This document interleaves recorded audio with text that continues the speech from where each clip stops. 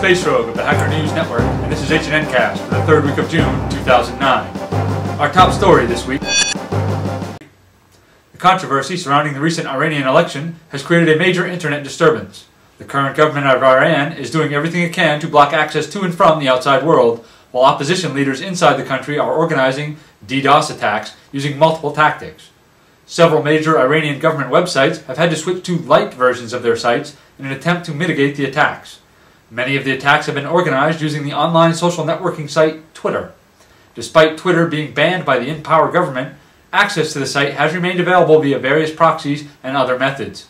Twitter is so important to the opposition that the U.S. State Department has asked Twitter to reschedule maintenance downtimes to occur during the Iranian night, so as to not disrupt the flow of information out of the country. U.S. and Italian authorities have arrested several people who allegedly commandeered phone lines from companies around the world. Use of the compromised phone lines was then resold at various international call centers to raise money for terrorist organizations, including Al-Qaeda, according to Italian officials.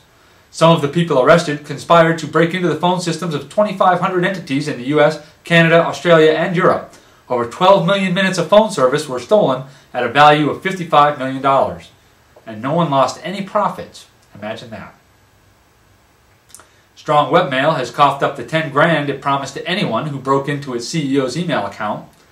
Lance James of Secure Science Corporation, Mike Bailey, and Aviv Raff recently collected their prize money.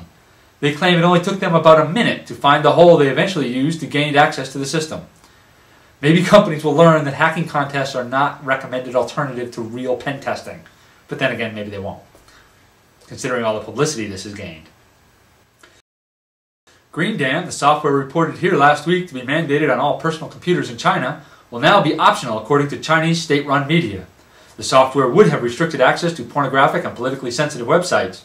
The software came under extreme criticism after it was found to contain numerous security vulnerabilities and would essentially turn the entire country of China into one giant botnet. In addition, charges by Solid Oak Software claim that GreenDAM has lifted large chunks of code from its product CyberSitter. It is estimated that there are already 50 million users of the GreenDAM software. So much for being optional. The London Metropolitan Police Department, in cooperation with the FBI, has dismantled an international gang of online fraudsters. Members of the gang would record musical songs for upload to iTunes and Amazon. They would then buy thousands and thousands of copies of these songs using stolen credit cards. Over 5 months, the gang was able to collect nearly $300,000. Don't tell the RIAA. CLI.gs, Kligs, a URL shortening service used to shorten URLs posted to Twitter, was compromised recently. The break-in redirected 2.2 million visitors from the URLs they were trying to follow to a personal blog site. Surprisingly, there doesn't seem to be any sort of profit motive here. No malware installed, no advertising revenue, nothing. Strange. Kligs has identified and patched the problem. KeyCarryKey, a universal wireless keyboard sniffer, has recently been released. This open-source hardware and software project will enable anyone to verify the security level of their own keyboard transmissions and/or demonstrate sniffing attacks. The hardware is designed to be small and versatile, and pre-built PCBs will be available soon. We'll be back with the rest of HNNCast right after a word from our sponsor. Advertise with HNNCast. Sponsor and advertiser package is available. For more information, contact sales@hackernews.com. Welcome back. A National Cybersecurity Center for the UK to combat the growing threat of criminal gangs and the cyber attacks of foreign states is to be announced later this month by the Prime Minister. The center will be the main theme of a revised National Security Strategy paper, which will place greater emphasis on tackling the online threat.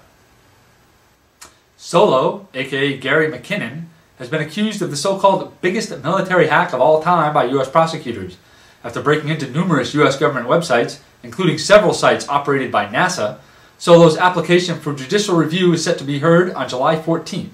Judges will then decide if he is to be extradited to the U.S. to face criminal charges for his actions. Solo's legal team has stated that they plan to take their case to the European Court of Human Rights if a House of Lords appeals fails. And to wrap up this week, a few quick stories that came across the desks here at HNN Studios. RSnake has released Slow Low-Risk, a low-bandwidth DOS tool that will disable an Apache web server in just a few thousand packets. This tool operates on HTTP and not TCP, leaving other services on the targeted box relatively unaffected. The official Twitter account of the Church of Jesus Christ of Latter-day Saints recently had its password compromised. The unknown intruders made posts to Twitter claiming that Joseph Smith was a liar. Twitter has since suspended the account. Also in Twitter news, Lindsay Lohan is claiming that her Twitter account has been compromised after tweets regarding Justin Timberlake's infidelities were posted to her Twitter page.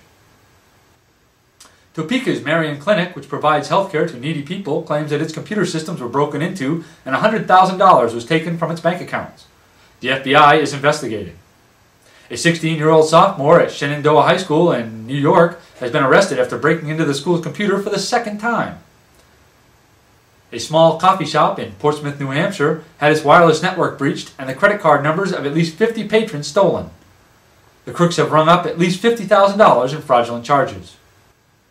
Glenn Thomas, a candidate for mayor of Atlanta, Georgia, claims that his Facebook page was broken into and rumors of his withdrawal from the race were posted.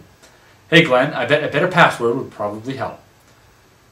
And last this week, Wireshark 1.2 and Loftcrack 6.0.4 were also released earlier this week.